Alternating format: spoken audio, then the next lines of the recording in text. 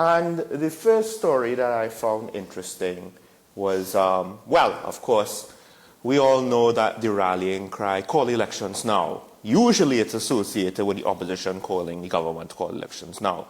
Now we have the government saying that THA needs to call elections now, and the political leader of the former party of the majority of said executive is both agreeing and disagreeing with that call. And he made an interesting statement, one that it could just be things that Watson Duke says.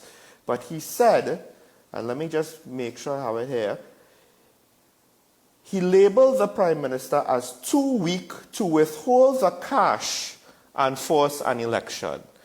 And I'm not sure, maybe I got it wrong, but that sounds like something that could be borderline illegal to do.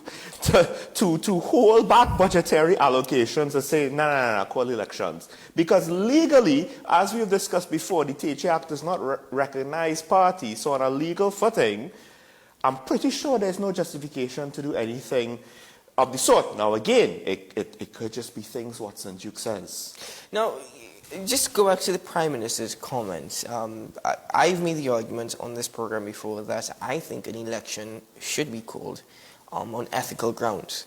You've made the argument it's not necessary given the THA Act. It's also potentially destabilizing. So, well, one has to wonder at this point in time whether or not there is instability within the Tobago House of Assembly given the current state of affairs. So the Prime Minister has every right in his capacity to call for an election on ethical grounds, although legally it's not going to lead to anything. His call for an election, he cannot force or even state a date for any election with regards to the THA. Furthermore, Watson Solomon Duke's comments. Okay, yes, you added to the list of comments that he has made in the past, and you'd like to call it controversial. It's not necessarily controversial. If you refer to it as controversial, you're giving Watson Duke the credit that he wants or the attention that he is hoping for. I personally think that it's quite ironic, his statement saying that the Prime Minister doesn't have the... he's fearful of withholding funds. He doesn't have the tenacity to actually go forward with such a measure. Too weak, he said. Right. But it goes against Watson Duke's arguments before that the PNM government and the administration has always withheld money from the Tobago House of Assembly. So I don't know if he means actually cut off. But also, what does it say that he's saying, yes, please interfere in Tobago's But it's not only please interfere, politics. it goes directly against the people of Tobago, the people that Watson Duke claims that he cares about and the people that he claims that he's fighting for. It goes against them. And that's the thing, you're taking a personal argument to a level of which is going to affect an entire island. Again, nobody's going to take his comments seriously. It's Watson Duke. But I thought the more interesting comment is that he's suggesting that the PNM Tobago Council is the one to oppose Farley. He's also saying that Kelvin Morris, the minority leader, is the one to oppose Farley and his party. He's suggesting that how he's not going to waste his time. It's not a matter of him wasting his time. It's just that nobody's really taking on Watson Duke in that position. So it's not him wasting his time. He's just not. He realizes he doesn't have the platform or the attention that he commanded before. The problem is there is no place for him, right?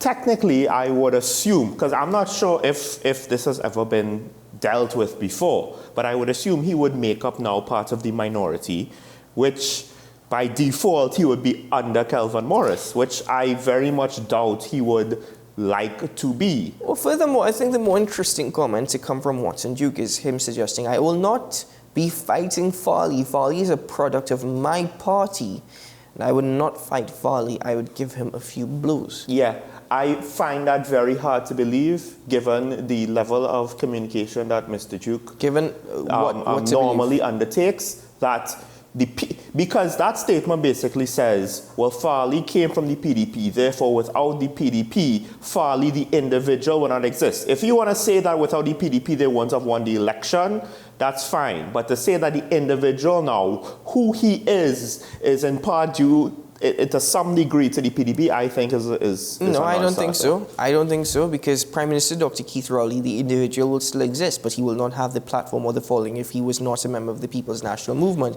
And it's the same thing that applies to Kalman Pasabi-Sess and the United National Congress. I think Watson-Duke is right in suggesting that Farley Augustine is a product of the PDP, and I would even go as far as to say that the Tobago People's Party is a breakaway of the PDP. But that's fine, but I still maintain that I find it's easier to believe that the winning campaign that the PDP had was in no small part due to a lot of the people, both in the THA executive and outside of the THA executive, that removed themselves from the PDP. And for the most part, I very much doubt that Watson Solomon Duke was the HR in chief that just stumbled at the end of the... I don't think anybody will argue against what you're saying. I'm just saying that how it is a fair comment to suggest that Farley Augustine came from the PDP. All right. And also, furthermore, you will have to wonder that if there wasn't this dispute, what's turned into a personal dispute between Farley and Watson Duke, whether or not, because they were fired by Watson Duke, but whether or not if that personal dispute, if that political dispute didn't get so personal, they would still be members of the PDP. The thing is, in hindsight, of course hindsight is 2020, I think it was only a matter of time before some issue comes up, because Watson Duke seems to be a gentleman who at some point he will want his way. And if he can't get his way, it's going to be a problem. And I'm surprised that he showed so much tolerance during the campaign that got them the 14-1 victory, where he showed so much restraint, and given his track record, that restraint was surprising even then in that moment. Now we're seeing that Farley Augustine does not necessarily have that level of restraint that we assumed him to have before, given how he handled his campaign.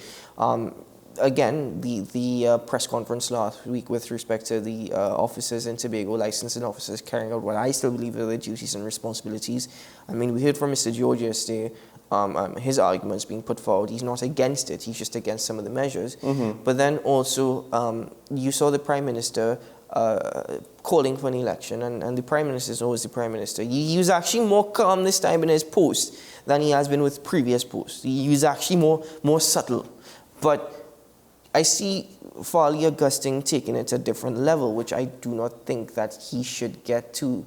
And that is, he went to social media, he posted a clip with the Prime Minister saying that Keith Rowley on a political platform saying, I do not interfere with the affairs of Tobago because it is illegal. The Prime Minister himself said that. And I think, okay, that's real good. But the part where you're saying, mind your damn business then. You know, I don't think there's a need to go there. I don't think you need to fall into the same category or fall to that same level as the Prime Minister. Make your point, make your argument. Say there's, and be intellectual about it. I think he is, just because I think he's better overall as a communicator than Watson Duke. That's not necessarily the be-all and end-all, right? That's not enough. It's not enough for you to be calmer than Watson Duke or more professional than some of the bacchanalists that we have in Parliament. You need to be professional, not just more than, but good. So everybody will say you are good, and he's not executing or communicating or behaving in that way that we thought or expected him to be. Maybe the frustration and the pressure is just too much. Not just Farley Augustine, but even members of the THA executive. And need I say again, the complications and even trying to bring back Dr. Faith B. Israel to WSN.